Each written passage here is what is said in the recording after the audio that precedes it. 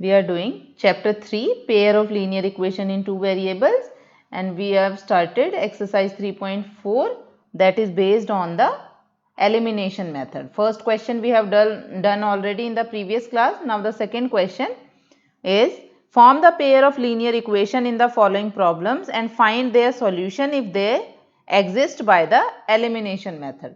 तो हमें क्या करना है, कोई भी क्वेश्चन गिवन है उसमें आपको पहले इक्वेशन फॉर्म करनी है और उसके बाद फिर उसको सॉल्व करना है किससे, एलिमिनेशन मेथड से। फर्स्ट पार्ट मैंने लिखा है if we add 1 to the numerator. अब न्यूमरेटर की बात है तो ऑब्वियसली डिनोमिनेटर भी होगा, तो कोई फ्रैक्शन पे बात होगी, ये यहीं से समझ आ गया। तो जो चीज समझ आ गई है वो लिख लेते हैं पहले। यहाँ पे सोल्यूशन में क्या लिखा मैंने पहले, लेट न्यूमरेटर मेरे को लेट करना है, तो let numerator equals to A, denominator equals to B. आपकी मर्जी है, आप कोई भी वेरिएबल ले सकते हो। एंड सब्ट्रैक्ट 1 फ्रॉम डिनोमिनेटर, आ गया denominator. A fraction reduces to 1, reduces to 1 का मतलब फ्रैक्शन चाहे पहले कुछ भी हो वो कितना बन जाएगा, 1 बन जाएगा, मतलब इक्वल टू किसके हो जाएगा, 1 के हो जाएगा। ठीक है, अकॉर्डिंग टू क्वेश्चन लिखें पहले। फर्स्ट लाइन हमारे पास क्या आई, if we add 1 to the numerator. अब न्यूमरेटर क्या था हमारे पास, A, so A plus 1 upon and subtract 1 from denominator यानी कि बी माइनस 1। अब फ्रैक्शन रिड्यूसेस टू 1 यानी कि फ्रैक्शन विल बिकम 1, ये बन गया हमारे पास। ठीक है, इक्वेशन को सॉल्व कर लेते हैं। क्रॉस मल्टीप्लाई करेंगे तो हमारे पास आया a plus 1 equals to B minus 1, और यहाँ से मेरे पास क्या आया, a माइनस बी प्लस 1। आप चाहे तो कांस्टेंट एक साइड ले सकते हैं, आप चाहे तो कांस्टेंट दूसरी साइड ले सकते हैं, equals to minus 1। a minus B equals to minus 1 यानी कि a minus B equals to -2। तो ये मेरे पास फर्स्ट इक्वेशन आ गई, इसको मैंने फर्स्ट इक्वेशन नेम दे दिया।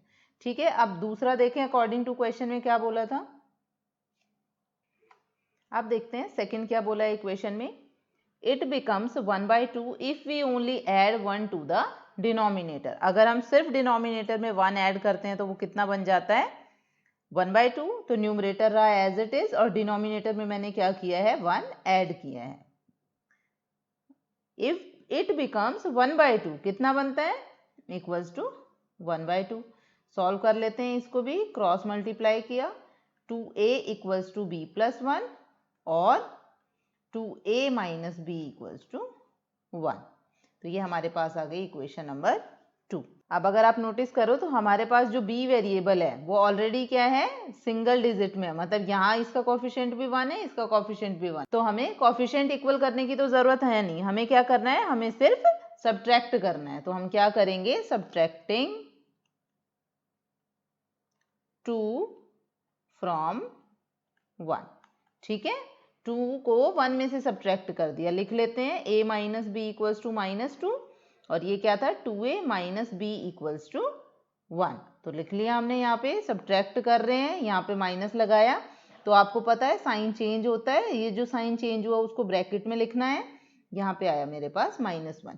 अब आपको कौन से साइन पे डील करना है, जो ये हमने ब्रैकेट में लिखा है इन साइन पे डील करना है, ना कि ऊपर वाले पे। तो ये मेरे साइन बनेंगे यहाँ पे।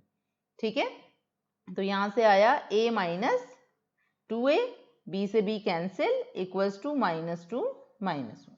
ठीक है, तो ये बना -a equals to -3। This implies a equals to 3। तो a की वैल्यू कितनी आ गई मेरे पास, 3 आ गई। किसी भी एक इक्वेशन में आप पुट कर दो, मैं फर्स्ट में पुट कर रही हूँ। सो बाय 1 हमारे पास क्या आया, 3 माइनस बी इक्वल्स टू -2 और minus B equals to -2 -3 that is -5। This implies b equals to 5।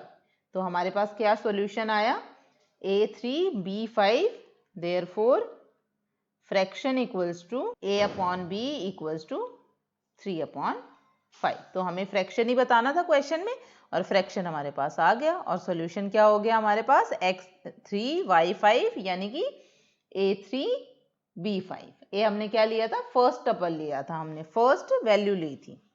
ठीक है, this is the first part. Now question number 2 is 5 year ago. अब 5 ईयर एगो या लेटर ऐसी बात होती है तो हमारे पास क्या गिवन होती है, एजेस गिवन होती है, मतलब एज गिवन होती है हमें किन्हीं भी पर्सन की। पढ़ते हैं आगे। Noori was thrice as old as Sonu, तो नूरी कोई भी है वो 3 टाइम्स है किससे, सोनू से। 10 years later मतलब 10 साल बाद, Noori will be twice as old as Sonu, how old are Noori and Sonu. तो ऑब्वियसली हमें सबसे पहले क्या बताना होता है, प्रेजेंट एज बतानी होती है। तो क्या लेट करेंगे, सबसे पहले प्रेजेंट एज लेट करेंगे। तो सॉल्यूशन का फर्स्ट पार्ट क्या होगा, लेट प्रेजेंट एज किसकी, नूरी और सोनू की। तो present age of Noori equals to X let कर लिया मैंने, X years, present age of Sonu equals to Y years. ठीक है, लेट हो गया हमारे पास। अब अकॉर्डिंग टू क्वेश्चन में देखते हैं सबसे पहले, उससे पहले हम लिख लेते हैं 5 years एगो। तो 5 years एगो का मतलब 5 years पहले।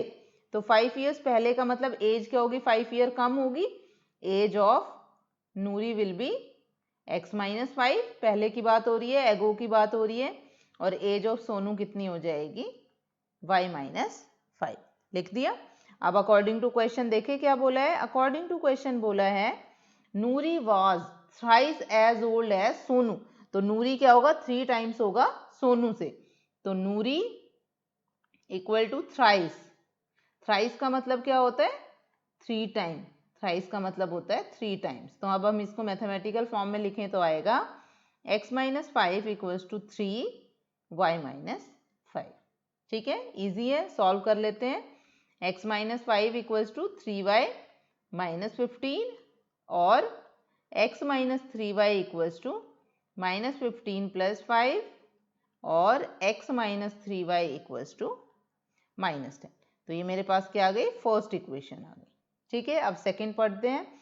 सेकंड में क्या बोला है, 10 years लेटर। अब 10 ईयर लेटर की बात हो रही है, तो 10 ईयर लेटर लिखते हैं। 10 years लेटर, लेटर का मतलब बाद में, तो बाद में तो ऑब्वियसली एज बढ़ेगी, age of Noori will be 10 years more, यानी कि x प्लस 10 years, और एज ऑफ सोनू कितना हो जाएगा, y प्लस 10 years, यानी कि 10 years बढ़ गया हमारे पास। फिर क्या बोला है क्वेश्चन में, Noori will be twice as old as Sonu.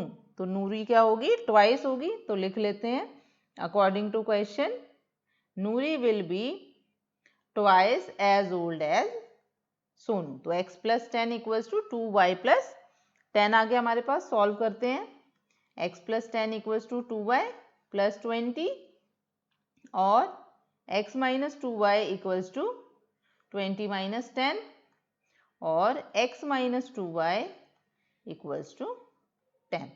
तो ये मेरे पास क्या आ गई, सेकेंड इक्वेशन आ गई। ठीक है, अब आप ऑब्जर्व करो, फर्स्ट इक्वेशन सेकेंड इक्वेशन दोनों में जो है x का कॉफिशिएंट सेम है, तो हमें यहाँ भी कॉफिशिएंट सेम बनाने की जरूरत नहीं पड़ी, हम डायरेक्ट क्या कर सकते हैं, सब्ट्रैक्ट कर सकते हैं। तो मैं लिखूंगी बाय 1 एंड 2।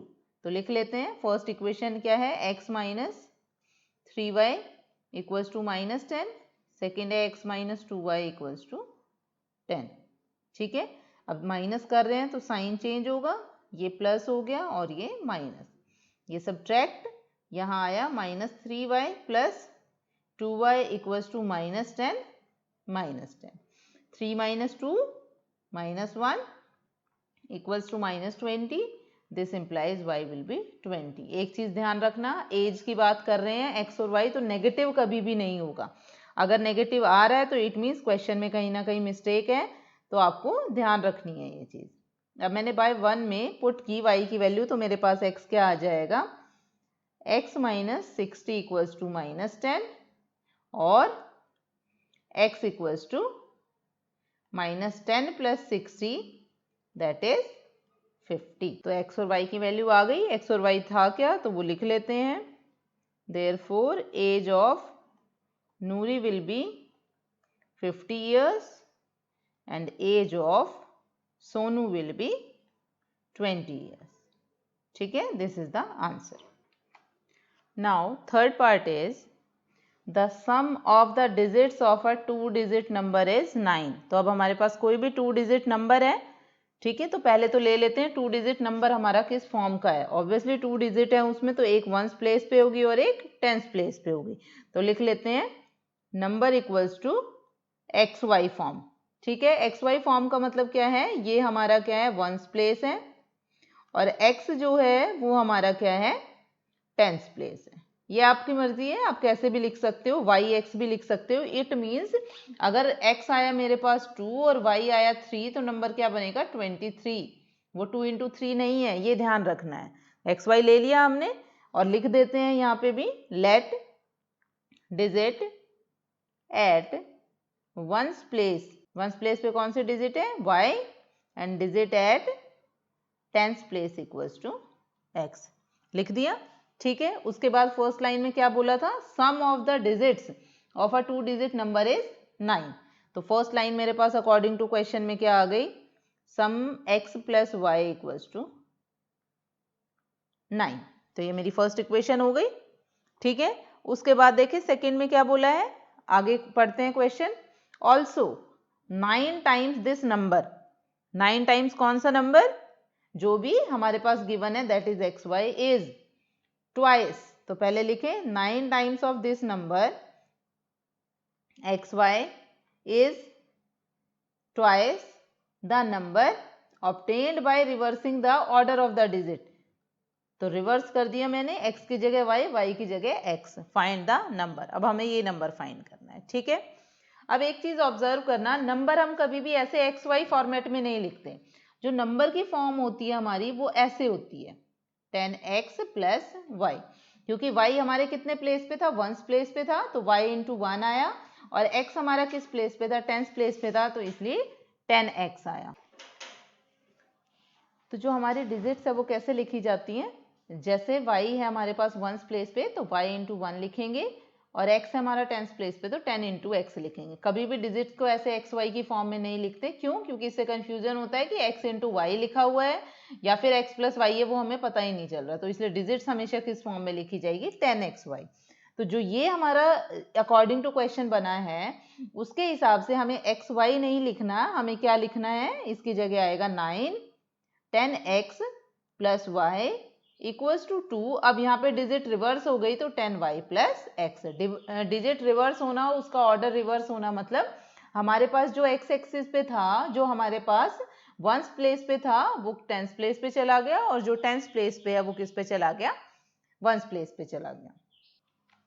सॉल्व करते हैं, 9 इंटू 10 90x प्लस 9y equals to 20y plus 2x।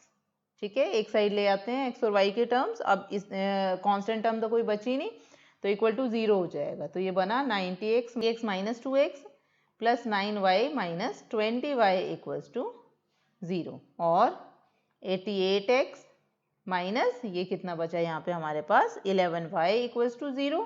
मेरे को अब y कॉमन दिख रहा है दोनों में, तो y नहीं सॉरी 11 कॉमन दिख रहा है, 11 कॉमन ले लिया, तो ये बना 8x minus Y equals to 0 और 8x minus Y equals to 0। This is the second. अब देखो फर्स्ट और सेकेंड इक्वेशन, सेकेंड इक्वेशन में भी y है, फर्स्ट में भी y है, तो ऑब्वियसली दोनों को कंपेयर कर लेते हैं, एलिमिनेट हो जाएगा इजीली। मैं इसी के नीचे लिख रही हूँ x plus Y equals to 9। अब आपको माइनस भी करने की जरूरत नहीं है, प्लस करना है, क्यों, क्योंकि y के साइन ऑलरेडी ऑपोजिट है। तो हमारे पास बना 8x plus X equals to 0 plus 9, तो ये बन गया 9x equals to 9। This implies x equals to 1। ये आ गई हमारा x की वैल्यू। अब बाय 2 हम निकाल लेते हैं y की value, 8 into 1 minus Y equals to 0। This implies y equals to 8। तो हमारी डिजिट क्या आ गई, x1 y8। तो हमारा नंबर क्या बन जाएगा, हमने x एक्सिस को कहाँ पे लिया था, टेंस प्लेस पे, therefore number equals to 18। X axis को हमने कहाँ पे लिया था, टेंस प्लेस पे, और वाई एक्सिस को कहाँ लिया था, वंस प्लेस पे, तो हमारा नंबर आ गया 18। अगर आप उस फॉर्मेट में भी पुट करना चाहो, चेक करना चाहो सही आता है कि नहीं, तो हम चेक कर सकते हैं। 10x प्लस वाई है तो 10 इंटू 1 प्लस 8, तो कितना आया सॉल्व करके, 10 प्लस 8 यानी कि 18। ठीक है, so this is the answer. Now fourth part is Meena went to a bank to withdraw 2000 rupees. तो हमें कितने रुपीज़ निकालने हैं? 2000 रुपीज़ निकालने हैं। आगे पढ़ते हैं। She asked cashier to give her ₹50 and ₹100 notes only, कि सिर्फ 50 और 100 के नोट्स होने चाहिए, उसके अलावा कोई नोट नहीं चाहिए। Meena got 25 notes in all. तो मतलब टोटल कितने नोट्स मिले उसे? 25। Find how many notes of 50 rupees and 100 rupees she received. तो सबसे पहले हमें क्या फाइंड करना है? 50 रुपीज़ के कितने नोट्स हैं, 100 रुपीज़ के कितने नोट्स हैं। तो लेट कर लेते हैं। Let number of ₹50 notes equals to x। आप कोई और वेरिएबल भी ले सकते हो। Next, number of rupees of 100 rupees notes equals to y। लिख लिया। अब टोटल हमें क्या बोला है? टोटल नोट्स क्वेश्चन में क्या बोला है? अकॉर्डिंग टू क्वेश्चन में टोटल नोट्स कितने? 25। तो अगर x नोट है 50 रुपीज़ के, y नोट है 100 रुपीज़ के, तो टोटल कितना हुआ? x plus Y equals to 25। ये तो हो गई हमारी फर्स्ट इक्वेशन, क्योंकि नंबर ऑफ नोट्स की बात हुई थी। अब उसके बाद बात आती है total is 2000 rupees. Total 2000 rupees है, तो मतलब हमने क्या किया है? कुछ नोट्स तो मेरे 50 के हैं और कुछ नोट्स क्या है मेरे 100 के हैं, तो हमें नहीं पता कितने हैं। ठीक है, यही बोला गया है ना। तो हमने लेट कर लिया कि 50 के कितने नोट्स हुए मेरे पास, x थे, और 100 के कितने नोट्स थे मेरे पास, y थे, और इनका टोटल मेरे पास क्या बना? 2000 रुपीज़। ये इंपॉर्टेंट है। कैसे? x नोट थे हमारे पास 50 रुपीज़ के, y नोट थे मेरे पास 100 के, तो टोटल कितना आया? 2000 रुपीज़। जैसे सपोज करो मेरे पास एक नोट है 5 रुपीज़ का और 6 नोट्स है मेरे पास 10 रुपीज़ के। ठीक है, तो मेरे पास टोटल मनी कितनी आएगी? टोटल मनी कैसे आती है? 1 इंटू 5 प्लस 6 इंटू 10, यानी कि 5 प्लस 60, तो मेरे पास आ गए टोटल 65 रुपीज़। तो वही वाला कंसेप्ट हमने यहाँ पे लगाया है। मेरे पास x नोट्स थे कितने रुपीज़ के? 50 रुपीज़ के। y नोट्स थे 100 रुपीज़ के। तो टोटल मेरे पास कितनी मनी आई? 2000। क्यों? क्योंकि मुझे क्या करना है? 2000 विड्रॉ करना है। तो यहाँ से इक्वेशन मेरी क्या बनी? 50x plus 100y equals to 2000 rupees. 50 common आ रहा है, कॉमन ले लेते हैं। ये बन गया x plus 2y equals to 2000, और x plus 2y equals to 2000 by 50। इसको डिवाइड करेंगे तो हमारे पास आ जाएगा 40। तो हमारी सेकेंड इक्वेशन क्या बन गई? x plus 2y equals to 40। This is our second equation. First equation में भी x और y है, सेकेंड में भी हमारे पास x और y आ गया। तो सॉल्व कर लेते हैं। मैं फर्स्ट इक्वेशन इसी के नीचे लिख देती हूँ, x plus Y equals to 25। ये हो गई फर्स्ट इक्वेशन। अब क्या करना है? x के वेरिएबल सेम है तो सब्ट्रैक्ट कर देते हैं, साइन चेंज करते हैं। x से x कैंसिल, यहाँ बचा 2y माइनस वाई और इधर बचा 40 माइनस 25। तो मेरे पास कितना आ गया? 15। ठीक है, तो यहाँ से आया y, so y will B 15। y की वैल्यू मेरे पास कितनी आ गई? 15 आ गई। फर्स्ट इक्वेशन से इसकी वैल्यू निकाल लेते हैं x की। x plus 15 equals to 25। This implies x equals to 25 minus 15, that is 10। तो x की वैल्यू कितनी आ गई मेरे पास? 10। तो जो भी आपने लेट किया था उसकी फाइनल स्टेटमेंट लिख दो। Therefore number of 50 rupees notes कितने आ गए मेरे पास? 10। और नंबर ऑफ 100 रुपीज़ नोट्स कितने आ गए मेरे पास? 50। This is the answer. Now question number 5 is a leading library. कोई भी लाइब्रेरी दे रखी है हमारे पास, has a fixed charge for first 3 days. तो 3 डेज अगर हम लाइब्रेरी यूज़ करते हैं, मतलब कोई बुक लेते हैं या कुछ है, तो हमारे पास चार्जेस फिक्स रहेंगे। And additional charge for each day after, और उसके बाद एडिशनल चार्जेस लगने लग जाएंगे। Sarita paid 27 rupees for a book kept for 7 days, while Shushi paid 21 rupees for the book she kept 5 days. Find the fixed charge and the charge for each extra day. तो पहले जो find करना है वो लिख लेते हैं। तो हमारे पास क्या है यहाँ पे? फिक्स्ड चार्ज हमें फाइंड करना है। तो सबसे पहले हमें फिक्स्ड चार्ज लिखना पड़ेगा। तो हम लिखते हैं let fixed charge equals to x ले लो, y ले लो, a ले लो, b ले लो, कुछ भी ले सकते हैं, मैंने लिया x रुपीज़। एडिशनल चार्ज क्या है, पर डे की बात हो रही है, तो इसलिए एडिशनल चार्ज हमारे पास क्या आएगा, y रुपीज़ पर डे, ये लिख लिया मैंने। अब देखते हैं क्वेश्चन में क्या बोला है। क्वेश्चन में क्या बोला है, सरिता ने 27 रुपीज़ पे किए हैं, किसके लिए, 7 डेज के लिए। तो जो हमारे फिक्स्ड चार्ज रहेंगे वो तो फिक्स रहेंगे, यानी कि वो तो पे ही करना है, यानी कि x एज इट इज आ गया। और एडिशनल चार्ज उसने कितने डेज के लिए लिया है, 7 डेज बोला है टोटल, बट क्वेश्चन में हमें क्या बोला था कि फर्स्ट 3 डेज के लिए जो फिक्स्ड चार्ज है वो तो सेम रहेंगे, उसके बाद हमें एक्स्ट्रा चार्ज पे करने हैं। तो टोटल 7 डेज अगर सरिता रख रही है तो 3 डेज के तो फिक्स्ड चार्ज हो गए, दैट इज एक्स। कितने डेज बचे हमारे पास, 7 माइनस 3, यानी कि 4 डेज के लिए उसे कितना पे करना है, एडिशनल चार्ज पे करना है। तो उसने कितने पे किए, टोटल 27 रुपीज। तो हमारी इक्वेशन बन गई x plus 4y equals to 27। Again I am repeating, 3 days के लिए फिक्स्ड चार्ज हो गए x, और बाकी जो डेज बचे हैं उनके लिए चार्ज हो गया y। तो टोटल 7 डेज उसने रखा, तो बाकी डेज कितने बचे, 4। तो टोटल कितना पे करना पड़ा, 27 रुपीज। तो ये हमारी आ गई फर्स्ट इक्वेशन। ऐसे ही सुशी की बात हुई है, तो उसने बोला है 21 रुपीज पे किए हैं और उसने 5 डेज रखे हैं। तो 5 डेज में से 3 डेज का तो फिक्स हो गया x, प्लस 5 माइनस अगर मैं 3 करती हूँ तो उसके लिए चार्ज हो गए y, और उसने टोटल कितने पे किए, 21 रुपीज। तो हमारे पास इक्वेशन क्या आ गई, x plus 2y equals to 21। ये सेकेंड इक्वेशन आ गई। फर्स्ट में इसी के नीचे लिख देती हूँ सॉल्व करने के लिए, x plus 4y equals to 27। Obviously subtract करना है, माइनस किया, इधर भी माइनस आ गया, ये एज इट इज कैंसिल हो गया, 2y minus 4y equals to 21 minus 27। तो यहाँ से मेरे पास क्या आया, minus 2y equals to minus 6। This implies y equals to minus 6 upon minus 2, that is 3। तो y की वैल्यू कितनी आ गई मेरे पास, 3। अब मैं सेकेंड इक्वेशन से x की वैल्यू निकालती हूँ, तो x plus 2 into 3 equals to 21। आप कोई भी इक्वेशन यूज कर सकते हो, चाहे आप फर्स्ट ले सकते हो, चाहे आप सेकेंड ले सकते हो। तो यहाँ से मेरे पास x की वैल्यू क्या आई, 15। तो मतलब जो फिक्स्ड चार्ज हैं वो हमारे पास कितने आए हैं, 15 रुपीज आए हैं। तो लिख देते हैं लास्ट में, therefore fixed charge, final statement is very much important, तो वो आपको जरूर लिखनी है, 15 रुपीज।